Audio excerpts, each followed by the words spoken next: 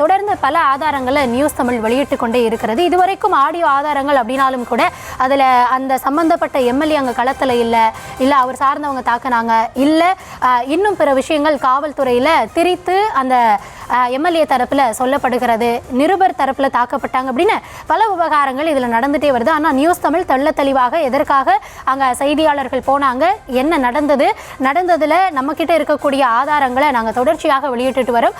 முக்கியமாக அந்த ஸ்ரீரங்கத்தினுடைய எம்எல்ஏ அவர் சார்பில் தான் இந்த குவாரி இயங்குது, அவர் தான் அதை இயக்குறாரு.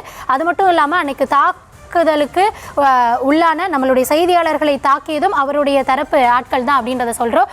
கூடுதலாக தற்பொழுது வீடியோ ஆதாரத்தையும் அதில் அந்த எம்எல்ஏ இருக்கக்கூடிய காட்சியுமே நீங்கள் பார்க்கலாம். அந்த கொலைவெறியோட ஒரு தாக்குதல் நடத்தப்படுகிறது. நியூஸ் தமிழினுடைய அவங்க செய்தி சேகரிக்க சென்ற போது அவங்க கையில் வைத்திருந்த கேமரா, இன்னும் பல பொருட்கள், ஏறத்தாழ ஒரு 25 லட்சம் ரூபாய் அளவிலான பொருட்கள் சேதாரமாக்கப்படுகிறது. தமிழிசை அவர்கள் நம்முடைய இணைந்திருக்கிறார். மேம் வணக்கம். இந்த விவகாரத்தில் உங்களுடைய கருத்து, உங்கள் தரப்பு கருத்து என்ன மேம்? வணக்கம். முதல்ல பத்திரிகையாளர்கள் என்பது நான்காம் தூணுன்னு சொல்றதோட 4ஆம் கண்ணுன்னு சொல்லலாம் ஒரு ஜனநாயகத்திற்கு. ஆனா எங்கெல்லாம் முறைகேடுகள் நடக்கிறதும் அதை அவர்கள் வெளிக்கொணர்வது அவர்களது கடமை. அதை துணிச்சலாக செய்கின்ற பத்திரிகையாளர்களால் தான் ஜனநாயகம் பாதுகாக்கப்படுகிறது. இல்லைன்னா ஆட்சி அதிகாரத்தில் உள்ளவர்கள் எல்லாவற்றையும் மூடி மறைக்கக்கூடிய ஒரு தன்மை உண்டு. அதனால்தான் நீதிமன்றங்களிலும் சரி, வேற எந்த பொதுவெளியிலும் சரி, பத்திரிகையாளர்களுக்கு என்று ஒரு தனி உரிமை இருக்கிறது என்பதை அனைவருமே ஒப்புக்கொள்வார்கள். ஆனால் தமிழ்நாட்டுல ஏற்கனவே கருத்து சுதந்திரம் கழுத்து நெரிக்கப்பட்டு கொண்டிருக்கிறது. இதுக்கு முன்னால மரியாதைக்குரிய முதலமைச்சர் அவர்கள் எதிர்கட்சியா இருக்கும் பொழுது கருத்து சுதந்திரத்தை பற்றி அதிகம் பேசினார், பத்திரிகை சுதந்திரத்தை பற்றி அதிகம் பேசினார். ஆனால் இன்னைக்கு ஒரு போஸ்டர் ஓட்டினாலோ ஒரு பேஸ்புக் இது போட்டாலும் உடனே கைது செய்யப்படுகிறார்கள். அதுக்கு மேல பத்திரிகை சகோதரர்கள் உண்மையை வெளிக்கொணர முயற்சி செய்யும் பொழுது அதை அவர்கள் தவறு இல்லை என்றால் அவர்கள் நேரடியாக அதை எதிர்க்கலாம், எதிர்கருத்து சொல்லலாம், இல்லைன்னா வீடியோ போடலாம், இல்லைன்னா அறிக்கை கொடுக்கலாம். ஆனா தாக்க ஆரம்பித்தார்கள் என்றால் எவ்வளவு கொடூரமான ஒரு சிந்தனை என்பது மட்டுமல்ல, எந்த பத்திரிகையாளருக்கும் பாதுகாப்பு இல்லாத சூழ்நிலை போய்விடும். ஆக நான் தவறு செய்வேன், ஆனா யாரும் இதை பிடிக்க கூடாது, நான் நல்லது செஞ்சா எனக்கு விளம்பரம் பண்றதுக்கு பத்திரிகையாளர் வேணும், ஆனா நான் தவறு செஞ்சா என்னோட எதுவுமே எடுக்கக்கூடாது என்பது மட்டும் இல்ல. எனக்கு அந்த வீடியோல பார்க்கும்போது ஒரு காவலர் அவரோட பர்சனல் செக்யூரிட்டியா என்னன்னு தெரியல, அது மாதிரி ஒருத்தர் நிக்கிற மாதிரி கூட இருக்கு.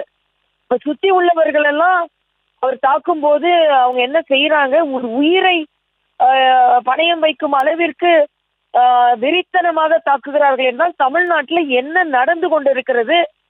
ஆக இது ஒரு பத்திரிகை மேல நடந்த தாக்குதலா நான் பார்க்கல, பத்திரிகை சுதந்திரத்திற்கு மேல தமிழ்நாட்டில் நடந்த ஒட்டுமொத்த தாக்குதலா நான் பார்க்கிறேன். காவல்துறை சரியான நடவடிக்கை எடுக்க வேண்டும். முதலமைச்சரில் தனியா ஒரு சின்ன பிரச்சனைனாலும் உடனே அதுக்கு விளக்கம் சொல்ல வராரு முதலமைச்சர். ஆனா இதுல இவ்வளவு பெரிய விஷயம் நடந்து கொண்டு இருக்கிறது, முதலமைச்சரின் பதில் என்ன? தமிழ்நாட்டிலே என்ன நடந்து கொண்டிருக்கிறது, அதற்கு அவர் பதில் சொல்ல வேண்டும் என்பது எனது கருத்து.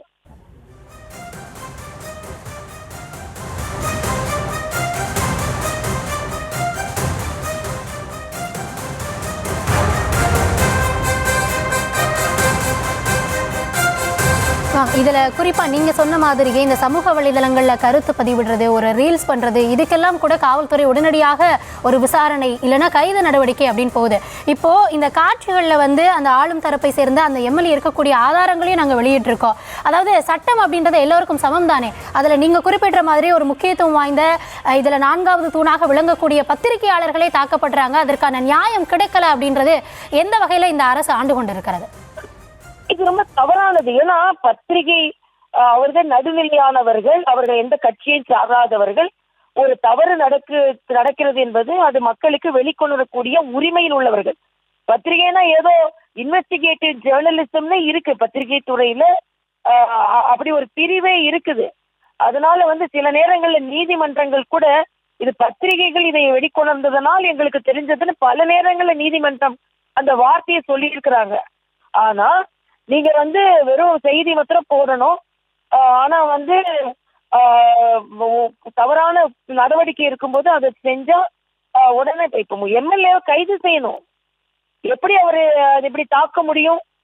யாரையும் தாக்குன தப்பு தானே. சட்டத்தை தன் கையில் எடுப்பது யாரா இருந்தாலும் தப்பு தானே. அப்ப ஸ்டாலின் அவரை கட்சியை சார்ந்த தலைவர் முதலமைச்சர் ஸ்டாலின் என்ன சொல்றாரு? அப்ப அவங்களுக்கு வேண்டாதது ஒண்ணு நடந்ததுன்னு அவங்க எதை பத்தி பேசவே மாட்டாங்க. மணிப்பூர்லயோ உத்தரப்பிரதேசத்திலயோ இல்லைன்னா இது ராஜஸ்தான்லயே நடந்திருக்கட்டும், உடனே பெரிய பெரிய அறிக்கை.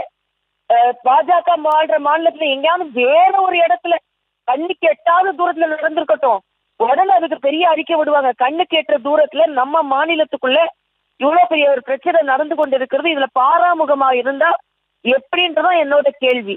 இதுல எல்லா கட்சியை சார்ந்தவர்களும் இதுல கண்டனம் சொல்லணும். இதை பிரதானமா அவர் தப்பிக்க விடக்கூடாது. நேரடியா அவர் தாக்கின தகவல் கிடைக்குது நமக்கு, அதனால ஒரு கைது செய்யப்பட வேண்டும்.